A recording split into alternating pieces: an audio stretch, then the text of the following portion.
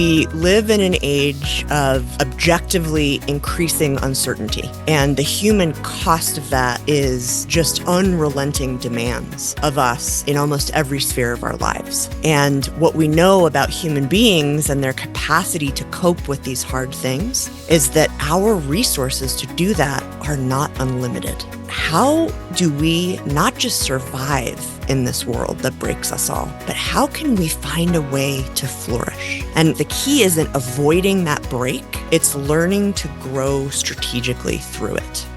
Welcome to Leadership, the podcast where leadership meets real-world insights. In each episode, you can eavesdrop on exclusive conversations with top thought leaders, best-selling authors, and experts in leadership, communication, relationships, culture, and everything else that shapes your effectiveness in the workplace and in your personal life. Leadership is here for you. Now, here's our host, himself a seasoned coach and best-selling author, Dr. Roger Dean Duncan. Hello, everyone. Thanks for joining us for this episode of Leadership.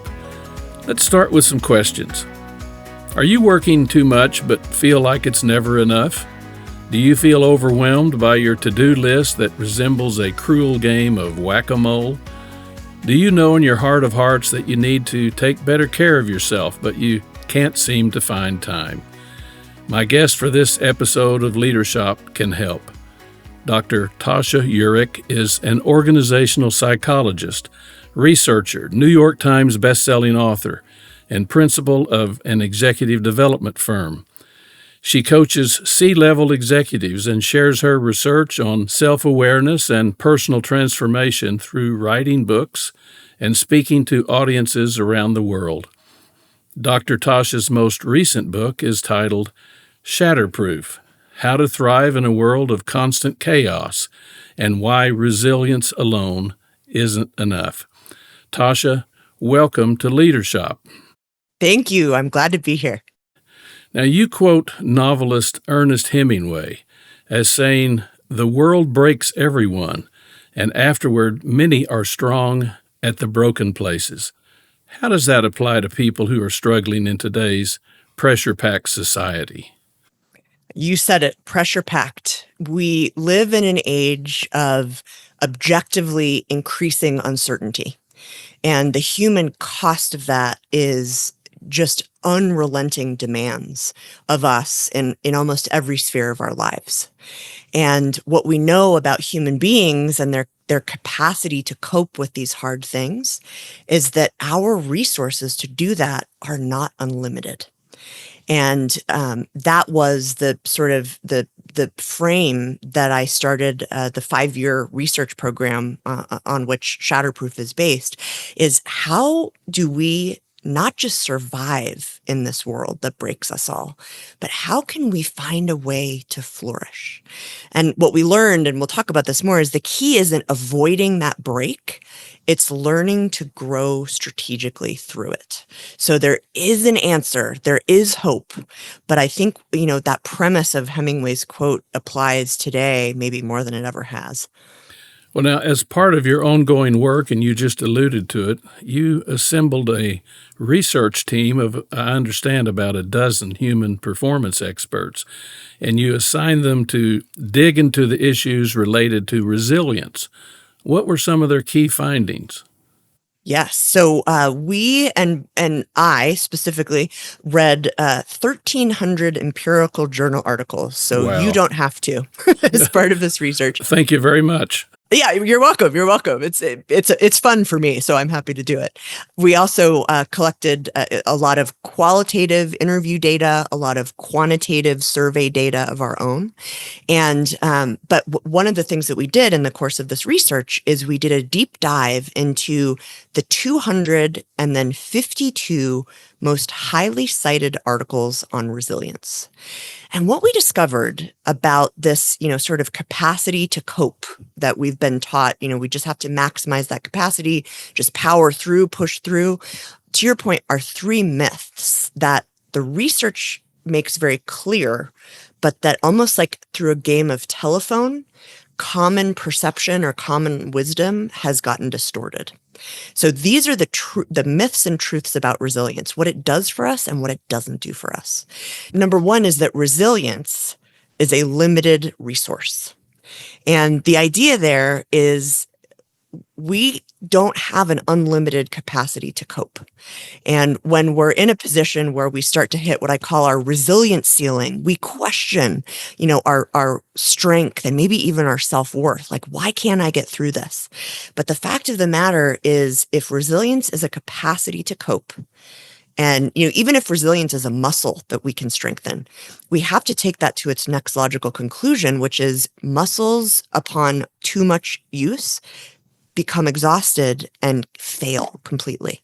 So that's the first piece, is we don't have unlimited resilience.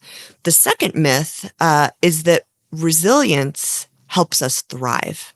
The truth is, actually, resilience was never intended to help us, grow through or thrive through our challenges. It was designed to keep us psychologically level. There's even some research that defines resilience, get this, as the absence of anxiety or depression. So we're sort of expecting resilience to do things for us that it wasn't designed to do.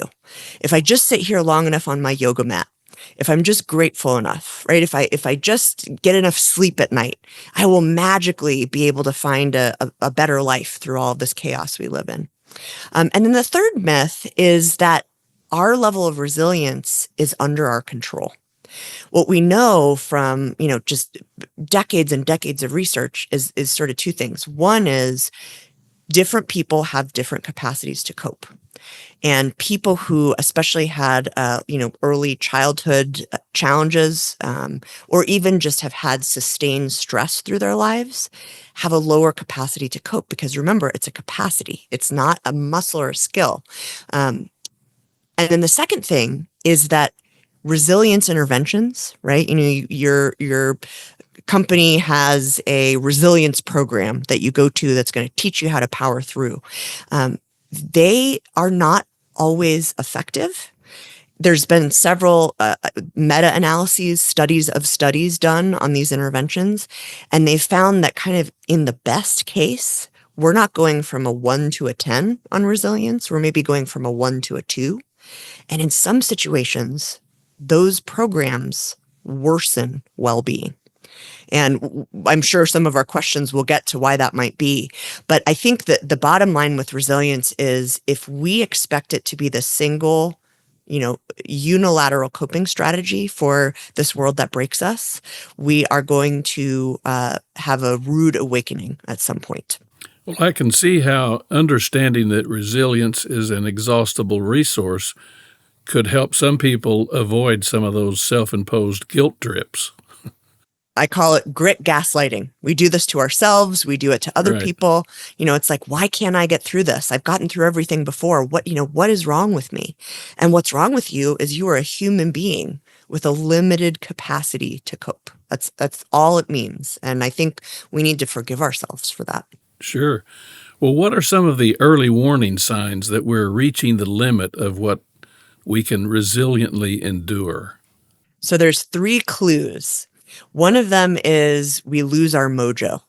And what I mean by that is we sort of just don't have the will to keep all of the plates spinning anymore. We're not, jumping out of bed in the morning and saying, I can't wait for today. Mm-hmm. Number 2 is that little things feel big. So one example is a CEO I was coaching. He was leading his organization through this massive transformation. He kept saying, I'm fine, I'm fine, I'm fine. And he called me one day and he said, I just randomly yelled at my team in a meeting. I don't think I've ever done that before. So I guess I'm not fine. And it's sort of this idea of like, the smallest things can set us off, right? The smallest annoyance in that meeting led to an outsized reaction. But then the third clue that I think is the most important to pay attention to is when our go-to tools for coping stop working, right? And what that shows us, again, is that it's not because we're not doing them right. It's not because we're not doing them at all. But what happens when we start to get close to that ceiling of resilience is no amount of meditating, no amount of yoga, no amount of positive reframing is going to replenish our resilience resources. So I think if any of those three things resonate, that's a pretty good sign that, you might not be at your resilience ceiling, but you might be close to it. And it's time to stop powering through and start paying attention. Well, in both your personal experiences and your extensive research, what have you discovered to be the difference between being resilient and being shatterproof? So resilience is about bouncing back. Becoming shatterproof is about using our toughest moments as opportunities to grow forward. And, sort of the biggest difference between being resilient and becoming shatterproof is we're not powering through our pain when we're becoming shatterproof. We're not trying to be mentally tough and gritty and saying, I'm just going to keep going. Even if I'm crawling, right? And I haven't had any water and I'm on mile 26 of the marathon, I'm going to keep going.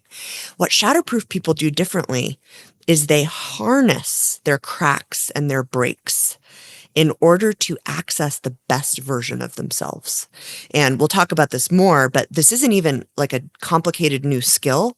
It's more of a mindset and a set of habits that allow us to kind of take in those challenging moments, pause, reflect, see our self-limiting patterns, make different choices. And it's a more proactive approach versus kind of, enduring. Instead of enduring, we are proactively reinventing ourselves as we are going through these tough times. Right. And you say that pain always seems like a problem, but usually it's part of the solution. Now, in that context, you talk about what you call toxic positivity, when someone is feeling pressure from others to reframe their pain in a positive light. So if we genuinely want to offer encouragement to someone in pain, and we often do, whether it's physical or emotional, what's the best approach?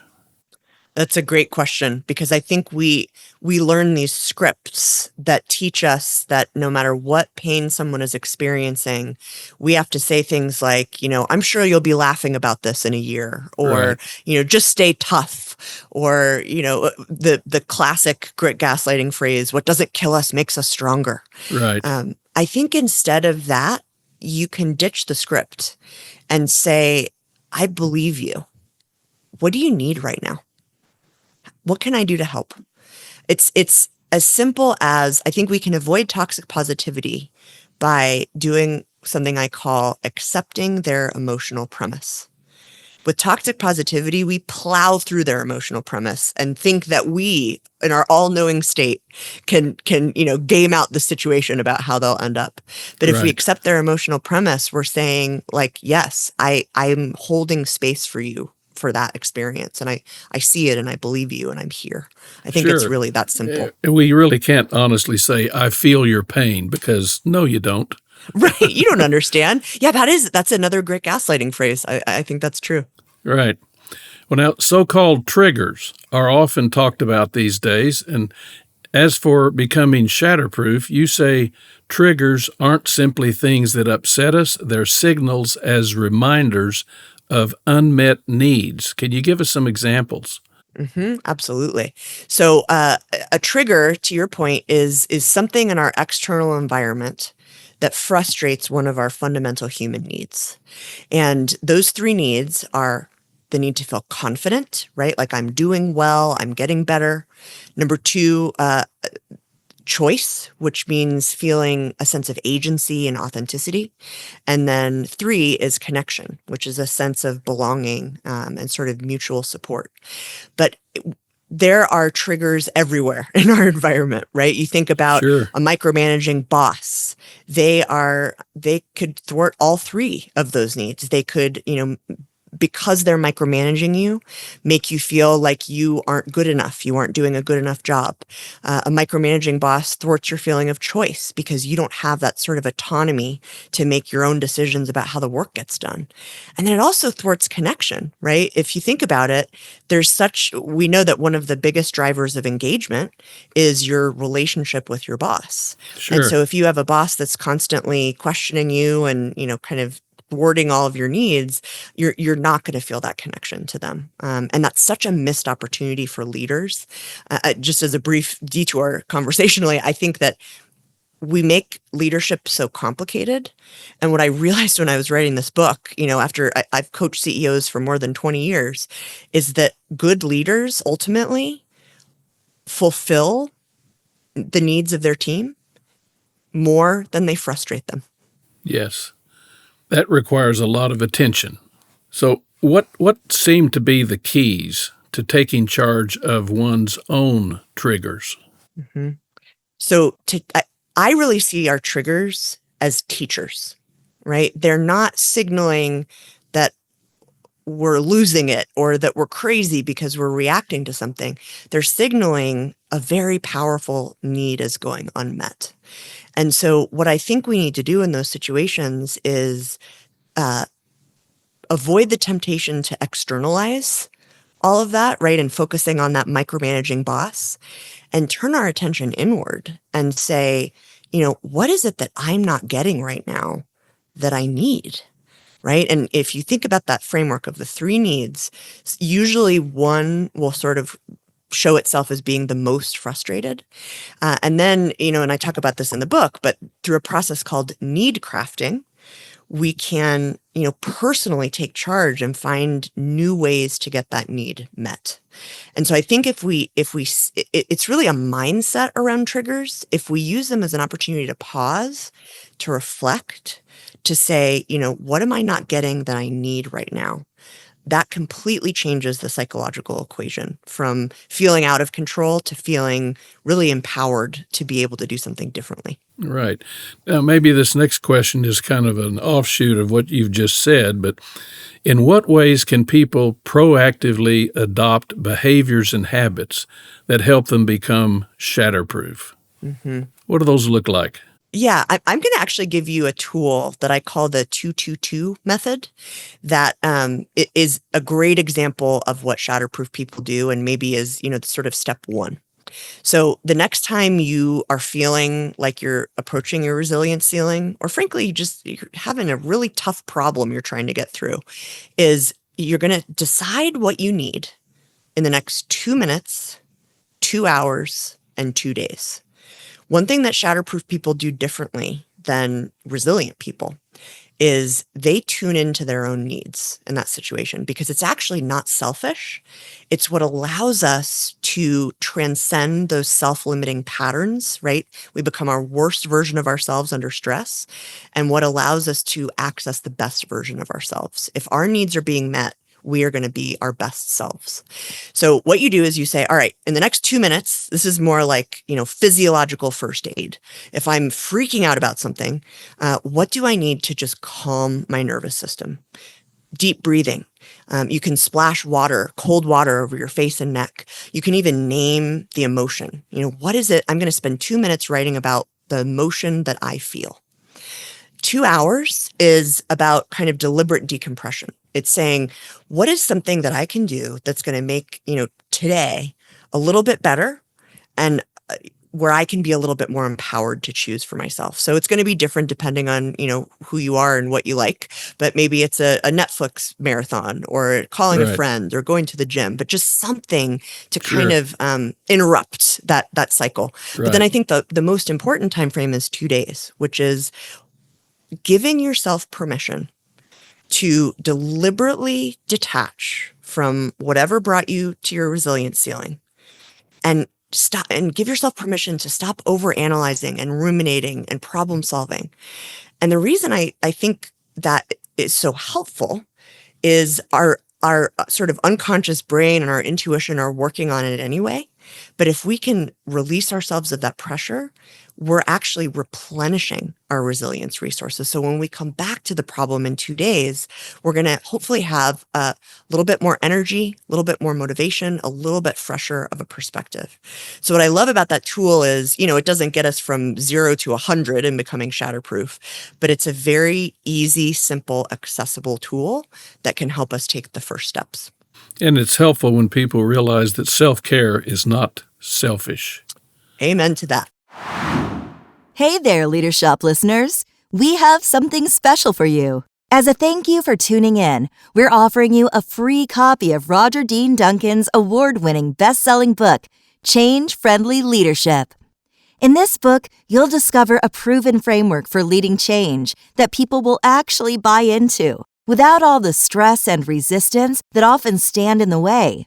You'll also learn powerful strategies to improve relationships both at work and at home, creating a healthier, more productive environment for everyone. To claim your free copy, just head over to changefriendly.com. Don't miss out on this opportunity to transform your good intentions into great performance. Again, grab your free copy of this best-selling book at changefriendly.com. Now, you've written and talked a lot about self-awareness. In fact, you've alluded to it in some of your comments. What role does self-awareness play in all of this? I mean, real self-awareness. So self-awareness was the subject of my book before this book, Shatterproof, a book I wrote called Insight. And the way I sort of think about the concept of becoming shatterproof in relation to self-awareness is when we become shatterproof, it's self-awareness walking. So there's a lot of depth and nuance to sort of the construct of self-awareness, and I pick that apart pretty thoroughly in Insight. But this element of, really not losing touch of our reactions and responses and needs in our toughest moments and acting on that, right? That's why it's self-awareness walking. When we can pause and take a step back and intentionally pivot, we're basing all of that on the information we have from becoming more self-aware. So to me, I see those two constructs as absolutely related. And, you can't be shatterproof unless you're self-aware. Right. Makes a world of sense. Now, a lot of people talk about imposter syndrome. Although that's a relatively new term, it describes a psychological condition that is anything but new. What's your advice for dealing with imposter syndrome, and how does doing so help someone become shatterproof? So this might be a new frame for some of your listeners, but the research on imposter syndrome shows that it's driven most by perfectionism. So if we can give ourselves permission to stop being perfect, we can really make headway in reducing our feelings of imposter syndrome. So there's a tool that I talk about in the book that I call the 90% buffer, the 10% buffer. It's a new book that I'm promoting. I have to learn all of my concepts. And what that does is we're giving ourselves permission to be excellent 90% of the time and to be fine or okay 10% of the time. Now, I know what you might be thinking is like surgeons can't do that, air traffic controllers can't do that, engineers can't do that. Fine. They don't have to, they can't do that in that specific part of their work. But I would just say in general, what does it mean to give yourself a 10% buffer, 10% grace of, nobody's really going to notice if I do 10 versus 11 revisions of this big report for a client, for example. Right. And to find those opportunities, because the less pressure we put on ourselves, and by the way, it's usually us putting that pressure on ourselves, the less imposter syndrome we'll end up feeling. Well, that too makes sense.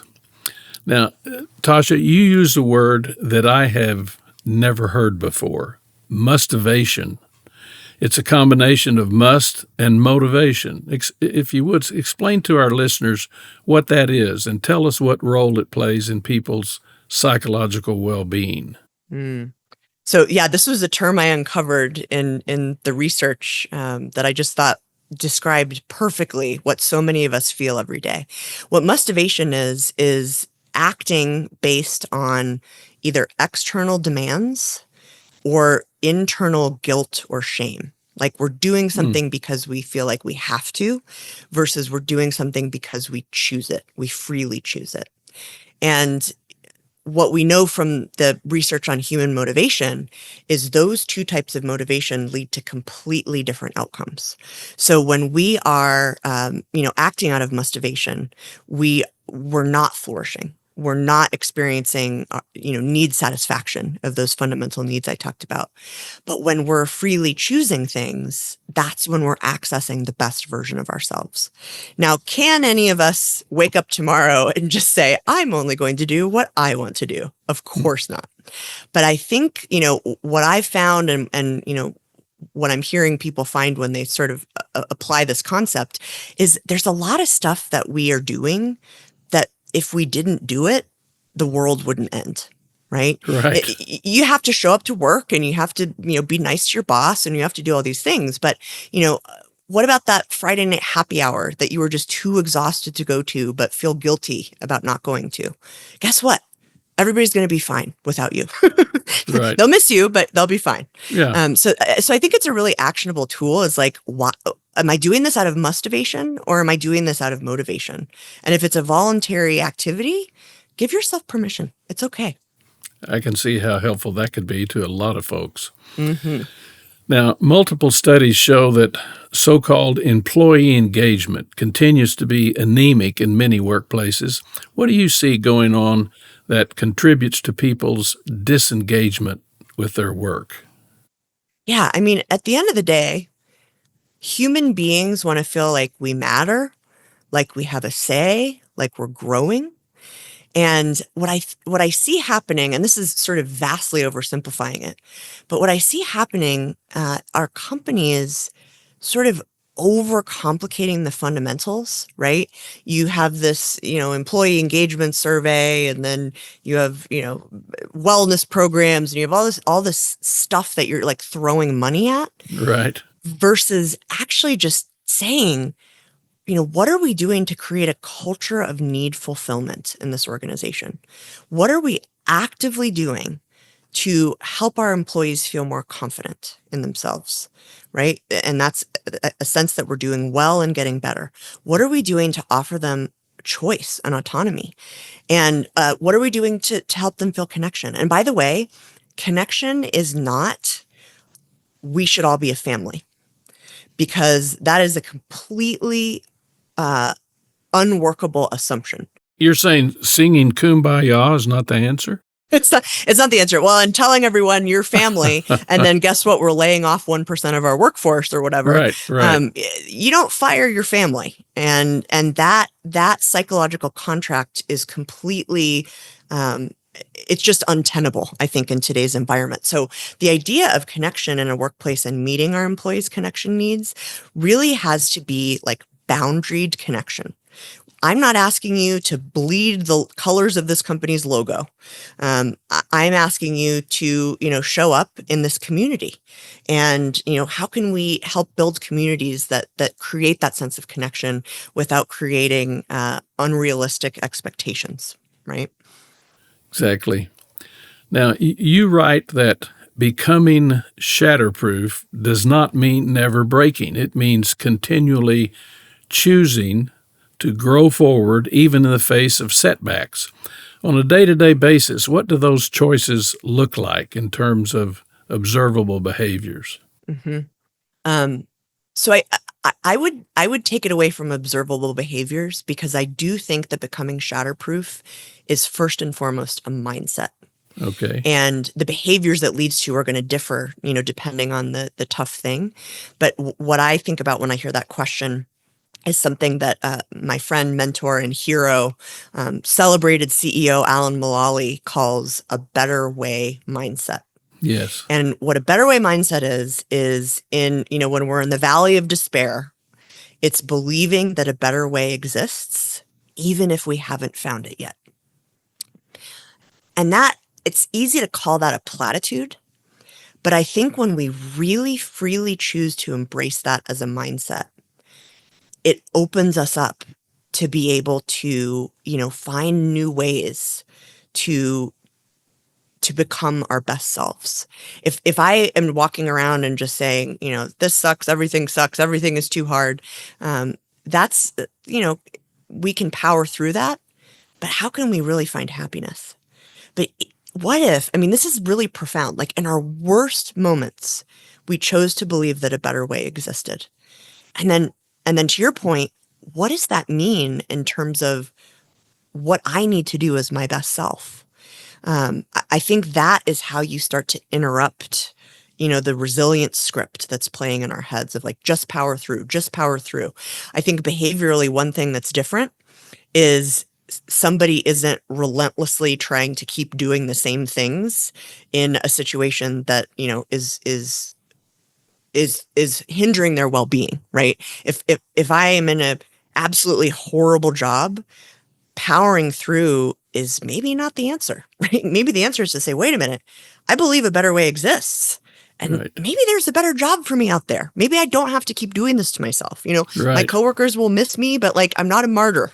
I have agency. I believe that I can get to that better way. Right. So I know I just threw a lot at you, but I think that's a really fundamental shift that we have to make. Yes. Now, you say that as businesses navigate an ever-changing social environment, the most innovative companies will be those that embrace a new model for thriving, not just enduring. Can you give us some examples of what we would see in such companies? What would it look like? So I think fundamentally what it looks like, and there's been quite a bit of research on this actually, is finding ways to proactively reinvent themselves when their competitors are doing the same things over and over. Mm-hmm. That to me fundamentally is what it's about. It's about, with the level of uncertainty, we can't even really do strategic planning anymore. What we have to do is be assessing the conditions of our environment, assessing what our competitors are doing, and proactively surfacing the things that can help us reinvent ourselves. I'll give you this is a classic example. I'm sure everybody's heard this, but it applies here, which is, Kodak was the number one player in the photo industry. Right. George Eastman invented the camera, hundreds of years ago. No, well, not quite hundreds. And they were obliterated by their competitors because of digital photography. But guess where the first digital camera was invented? Kodak. Exactly. And you think about creating a culture and creating systems and processes that allow you to find your company's digital camera, right? That requires a mindset of sort of proactive reinvention. It's very human, it's totally understandable what Kodak did, what Kodak executives did, which is, la, la, la, fingers in our ears. We don't want to hear it because it's going to require we completely reinvent our business model. But guess what? And that was in the 80s and 90s. Today is even more disruptive. And so that's what I see the smartest companies doing is proactively reinventing themselves. Well, it seems that applies to individuals too, because my next question was going to be, how can someone set boundaries or rules of engagement that help them preserve their finite supply of resilience? And proactive reinvention seems like part of the answer. I agree, because you sort of think about like, what would best me do? And, let's go back to the micromanaging boss example. If I'm just sort of letting that happen and I'm not doing anything to negotiate or to politely push back, I'm not accessing the best version of myself. So I think like in terms of the boundaries, there's almost the boundary that operates under the assumption that what I need does matter. And it doesn't just matter to me. If I get my needs met, I'm going to be a better employee, right? So there's going to be a ripple effect. It's not just like me, selfishness.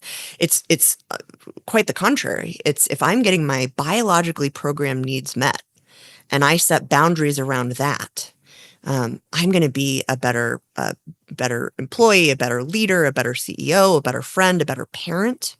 And so I think that's sort of fundamentally where we have to start with that. And if a lot of people are doing that in the same environment, think how much better the whole environment is. That's a shatterproof culture, right? For sure. Yeah, I totally agree. That's exactly spot on. Well, thank you so much, Dr. Tasha. In today's chaotic world, you are clearly a leading voice of reason for how to manage the inevitable challenges in our lives. I really appreciate your taking time to join us on Leadership. Now, I want to share with our listeners this encouraging thought at the very end of your book. Here's what you wrote. When we rely on resilience to get us through our toughest challenges, we spend so much energy and effort just trying not to break. But when we become shatterproof, we realize that it's okay to bend, to break, or even to hit rock bottom, knowing that with the right tools, in the times that break us, we can uniquely remake us. Of course, setbacks will test your confidence and resolve. Embrace them. Learn from them. Let them crack or break you. Then pick up the pieces and repair them with precious metal. Before you know it, you'll be better and stronger than ever. And then the very last two sentences of Tasha's book. What if you could become the best version of yourself, not in spite of your broken parts, but because of them? What if you could be you, but better? To learn more about Tasha and her work, go to tashaeurich.com. That's Tasha, Tasha, Eurich, EURICH.com. And to grab a free copy of my book, Change Friendly Leadership, go to changefriendly.com. That's changefriendly.com. In other episodes of Leadership, I share my exclusive conversations with top thought leaders who offer smart tips to boost your effectiveness in both your professional and personal life. My guests include superstars like Stephen M.R. Covey, Liz Wiseman, Doug Conant, Heather Younger, Marshall Goldsmith, Amy Edmondson, Bill George, Jessica Chin, Guy Kawasaki, Dana Perino, David Eurich, and many others who have insightful things to say that you can put to good use immediately. Be sure to subscribe to our podcast so you can stay informed on what's coming your way. Believe me, folks, you don't want to miss any of our episodes. We appreciate those 5-star reviews, and if you leave a comment, it keeps those algorithms promoting our podcast across the world. Thanks again for joining us. Until next time, stay safe, be happy, and spread good cheer wherever you go. For Leadership, I'm Roger Dean Duncan.